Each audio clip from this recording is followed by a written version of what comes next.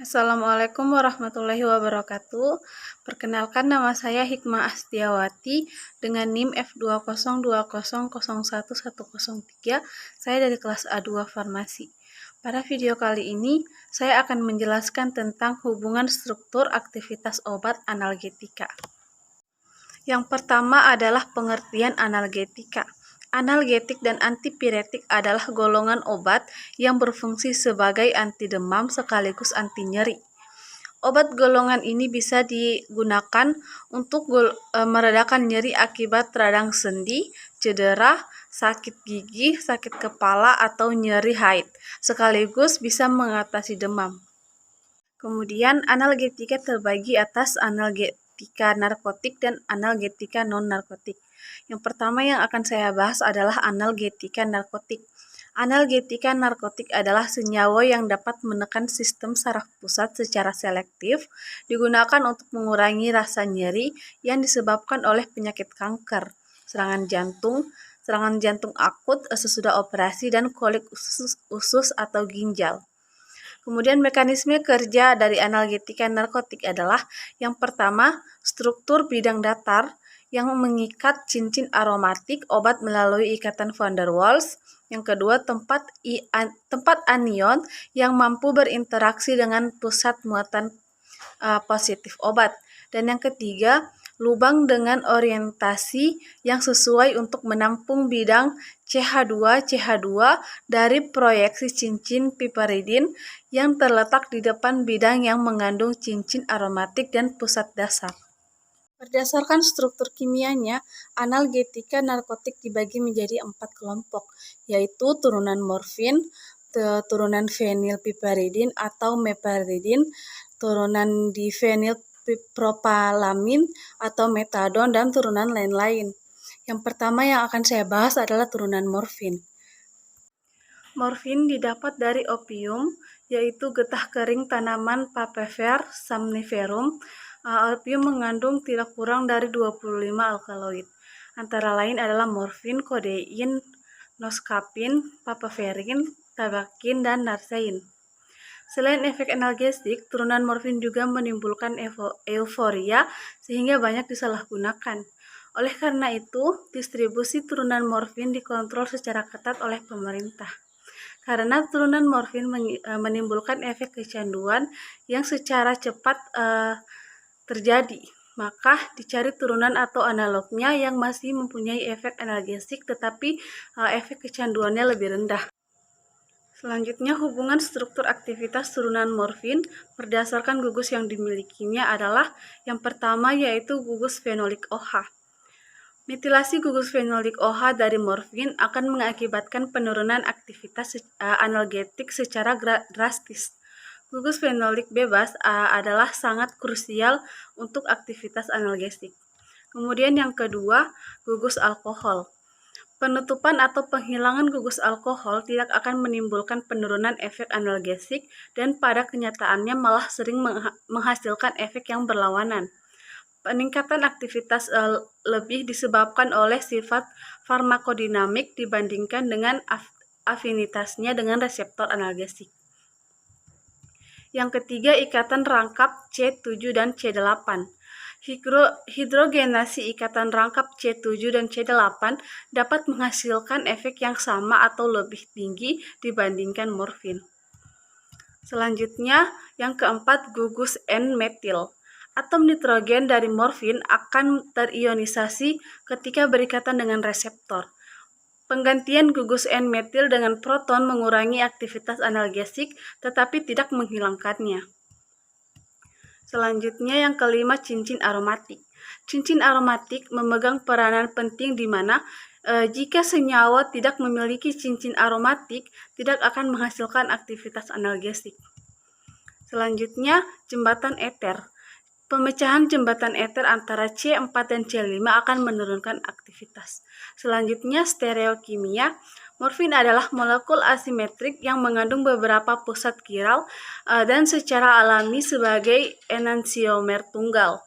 Ketika morfin pertama kali disintesis, obat dibuat sebagai sebuah resemat dari campuran enantiomer alami yang bagian mirrornya Ini selanjutnya dipisahkan dan unnatural morfin dites aktivitas analgesiknya, di mana aktivitas hasilnya tidak menunjukkan aktivitas. Selanjutnya, pembentukan cincin C dan D. Pembentukan kedua cincin ini akan menghasilkan gugus senyawa yang dinamakan benzomopran yang mempertahankan aktivitas analgesik. Hal ini menandakan bahwa cincin C dan D tidak penting untuk aktivitas analgesik. Selanjutnya, penghilangan cincin B, C, dan D. Penghilangan cincin B, C, dan D akan menghasilkan senyawa 4-fenilpiperidin yang memiliki aktivitas analgesik. Hal ini menunjukkan bahwa cincin B, C, dan D tidak penting untuk aktivitas analgesik. Selanjutnya yaitu penghilangan cincin B, C, D, dan E. Penghilangan cincin B, C, D, dan E akan menghasilkan senyawa analgesik yaitu metadon. Sementara cincin M, cincin piperidin pada metadon akan terbentuk dalam larutan atau cairan tubuh akibat gaya tarik-menarik dipol-dipol. Yang terakhir yaitu hubungan struktur aktivitas lain. Yang pertama yaitu esterifikasi dan esterifikasi gugus hidroksil akan menurunkan aktivitas analgesik.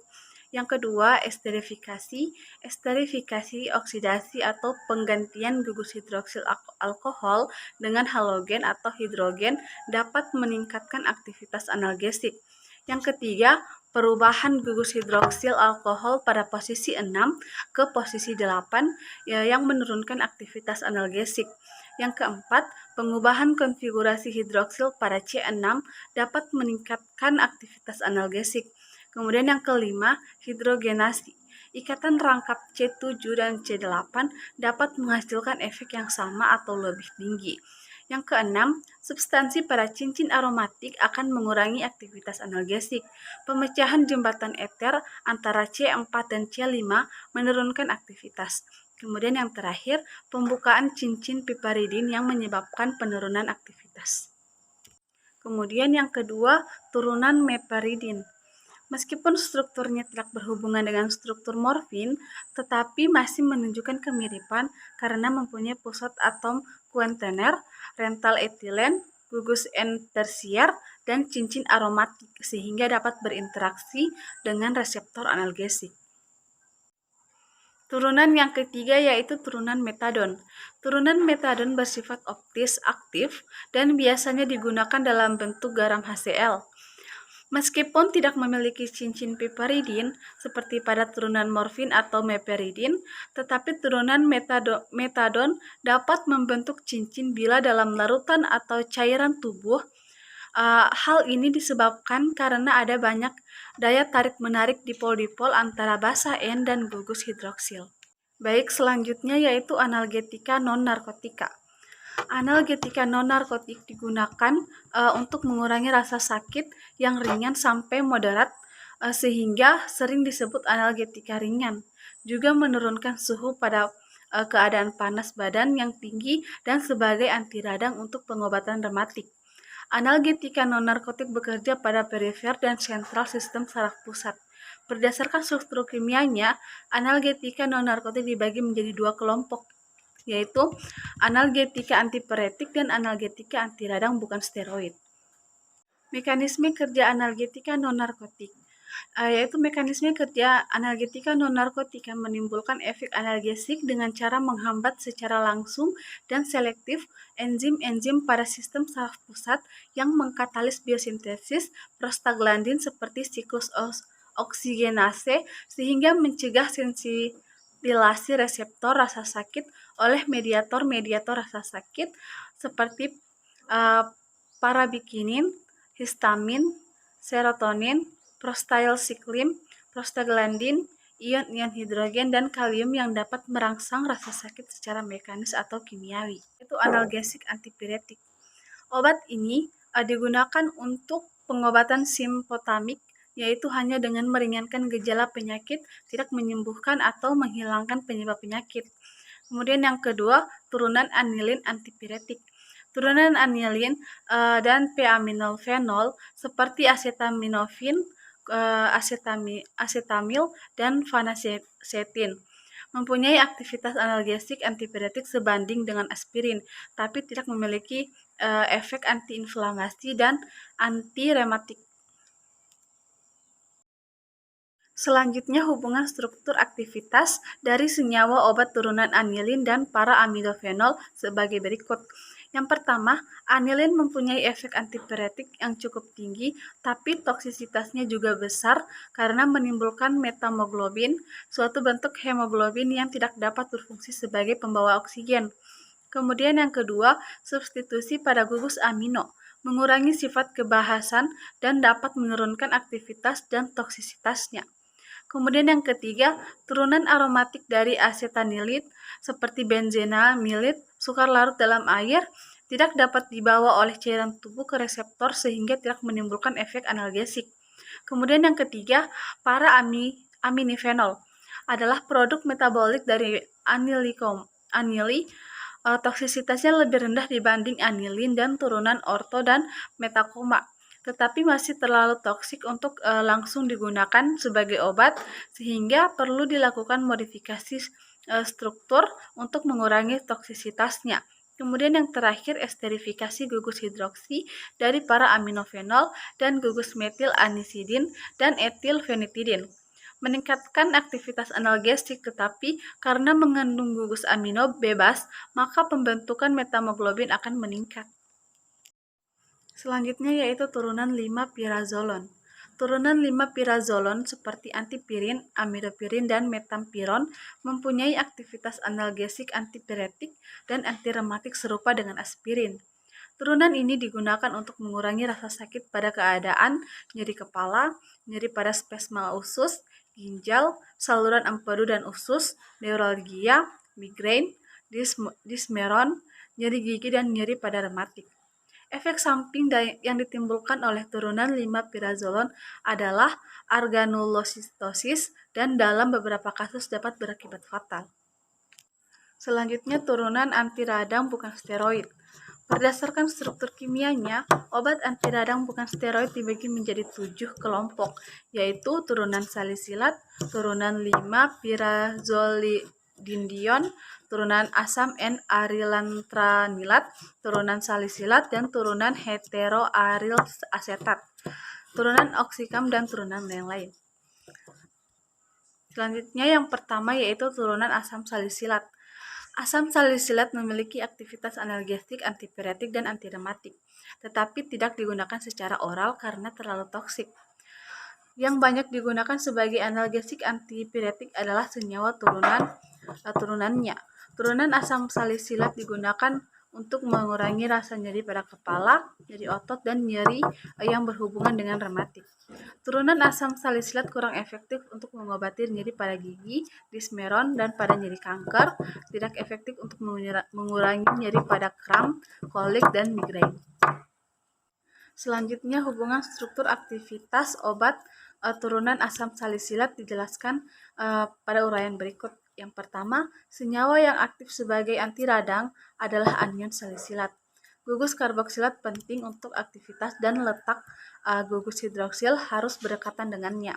Kemudian yang kedua, turunan halogen seperti asam 5-klorsalisilat dapat meningkatkan aktivitas tetapi menimbulkan toksisitas yang besar. Kemudian yang ketiga, adanya gugus amino pada posisi 4 akan menghilangkan aktivitas. Kemudian yang keempat, pemasukan gugus metil pada posisi 3 menyebabkan metabolisme atau hidrolisis gugus asetil menjadi lebih lambat sehingga pada masa kerja obat menjadi lebih panjang. Selanjutnya, adanya gugus aryl yang bersifat hidrofob pada posisi 5 dapat meningkatkan aktivitas. Selanjutnya, adanya gugus difluorovenil pada posisi meta dari gugus karboksilat atau diflusial dapat meningkatkan aktivitas analgesik. Selanjutnya, efek iritasi dari aspirin dihubungkan dengan gugus karboksilat. Esterifikasi gugus karboksil akan menurunkan efek iritasi tersebut. Selanjutnya, turunan 5-pirazolidindion.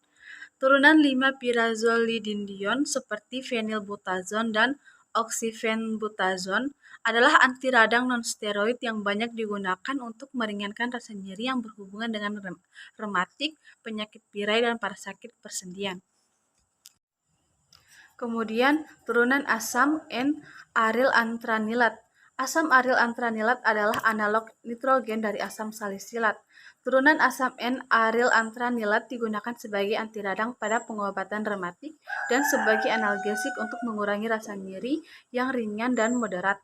Turunan ini menimbulkan efek samping dan iritasi saluran cerna, mual, diare, dan nyeri abnormal, anemia, agranulositas, dan trombositopenia.